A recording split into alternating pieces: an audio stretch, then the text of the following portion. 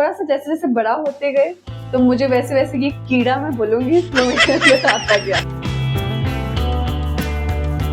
तो मुझे लगता है कि मेरे लिए बहुत कॉम्प्लिकेटेड होगा कराची में जाके वहाँ के रहन सहन को अपनाना और रहना। तो इसलिए मैं अभी तक उस साइड पे गई नहीं। इसी तरह से हम बस बड़ी स्क्रीन पे आना चाहते हैं। वो कहते हैं हम कुछ भी करने के लिए तैयार हैं। मैं हैरान होती हूँ कि लाइक कैसे आप ये कह सकते हैं। अगर किसी फिल्म में आपको आइटम नंबर करने का मौका मिले?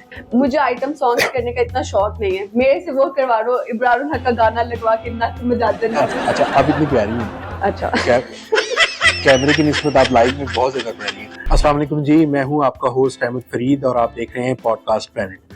आज हमारे साथ actor, model, YouTuber and influencer मौजूद हैं। Ladies and gentleman, please welcome miss Sajal Malik. अस्सलाम वालेकुम। वालेकुम सलाम। सजल, कैसी हैं आप? मैं बिल्कुल ठीक है, thank you so much for having me here. It's a pleasure. Sajal, सबसे पहले तो ये बताएं कि ये जर्नी स्टार्ट कहाँ से हुई? क्या बचपन से, जैसे दूसरे एक्टर्स कहते हैं कि बचपन से शौक था, या आप इसे कहेंगे destiny, you just went with the flow?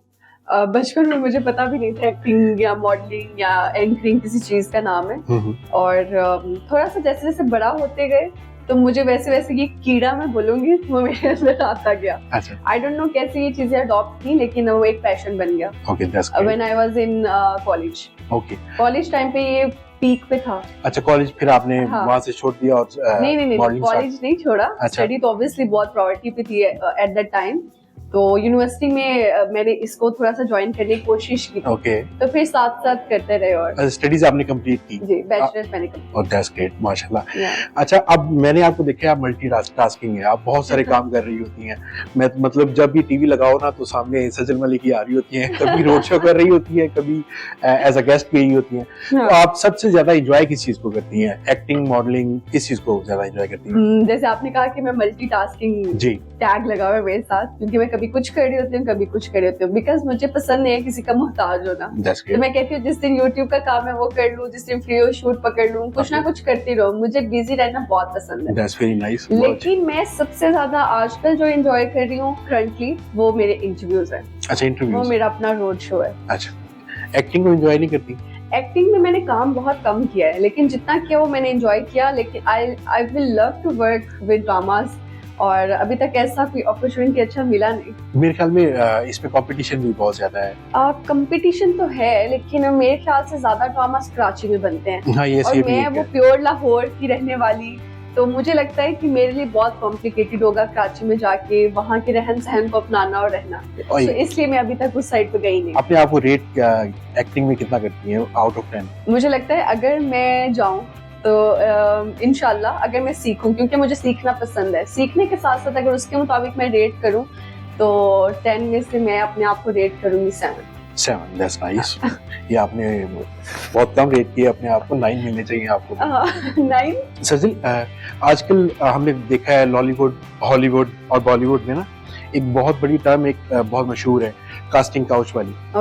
तो इस तरह की ये एग्जिस्ट करता है, हमारी इंडस्ट्री में भी एग्जिस्ट करता है। मुझे लगता है जिनको बिल्कुल आइडिया नहीं होता फील्ड के बारे में तो उनके साथ अक्सर हो जाता है, लेकिन हमारी लड़कियां जो अभी आ रही होती हैं फील्ड में, उनको होता है बस किसी तरह से हमने वायरल होना है, किसी तरह से हम बस बड़ी स्क्रीन पे आना चाहते हैं। वो कहते हैं हम कुछ भी करने के लिए तैयार हैं। मैं हैरान होती हूँ कि लाइक कैसे आप ये कह सकते हैं। तो आप उनको क्या मशवरा देंगी जो फॉर एग्जाम्पल क्या वो ट्रेनिंग लेके आए प्रॉपर तरीके से, किसी स्कूल से आए हैं, या क्या आप कहना चाहेंगे? मेरे ख्याल से अगर आपका पैशन है ना तो आपको साथ साथ सीख के आना चाहिए, क्योंकि बगैर सीखने के आप कहें कि जी मैं माहिरा खान हूँ, तो ऐसा हो नहीं सकता।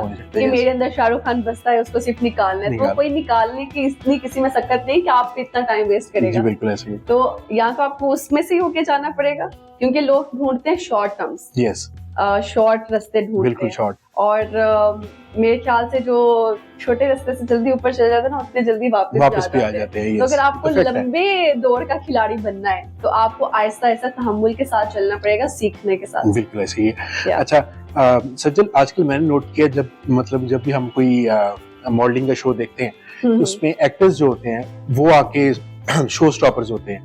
तो क्या इससे मॉडल्स ऑफेंड होती हैं या उनको कोई फर्क नहीं पड़ता? सर ऑब्वियसली आप बिल्कुल सही कह रहे हैं। हमारे आप किसी को भी पूछेंगे ना माहिरा खान कौन है, सबको पता होगा। आप किसी को भी पूछेंगे ना जाके कि किसी भी मॉडल का नाम, अभी मुझे मॉडल्स के नाम खुद भी नहीं आते। बिल्कुल। किसी को भी पूछेंगे ना कि यार ये जो जे डॉट पे उस हेयर उनका तो डमीज लगी होती है, आप सफायर की मॉडल पूछ लेना, किसी को नाम नहीं आता, नाम बिल्कुल नहीं पता। बिकॉज आप जब तक ड्रामास में नहीं आते आपको कोई नहीं जानता। मॉडल्स के नाम पाकिस्तान में अफसोस के साथ कहना पड़ता है कि किसी को नाम भी नहीं पता होते, तो इसलिए फिर शो स्टॉपर्स जो है ना ज्यादा फेम एक्ट्रेस के पास होते तो वही बनते हैं, लाइमलाइट मिल जाती है, लाइमलाइट मिल जाती है। एग्जैक्टली। तो अच्छा, आप रोड शो भी करती हैं क्या, तो कैसा एक्सपीरियंस रहा? कभी आपने कोई ऐसा टैलेंट देखा रोड पे जो आपको लगा कि इसको इंडस्ट्री में होना चाहिए और ये यहाँ तक के खा रहा है? कोई ऐसा एक्सपीरियंस जो आप शेयर करना चाह रही हैं?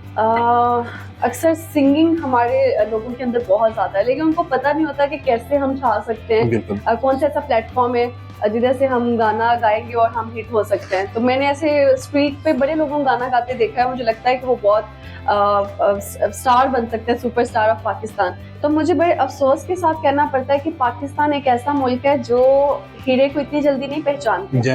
वहाँ पे अगर मैं अपने हमसाया मुल्क इंडिया की बात करूँ तो सर वो वहाँ पे अपॉर्चुनिटीज बहुत ज्यादा है, इतनी अपॉर्चुनिटीज है, इतना टैलेंट है, फिर भी उनके हर टैलेंट की कदर की जाती है।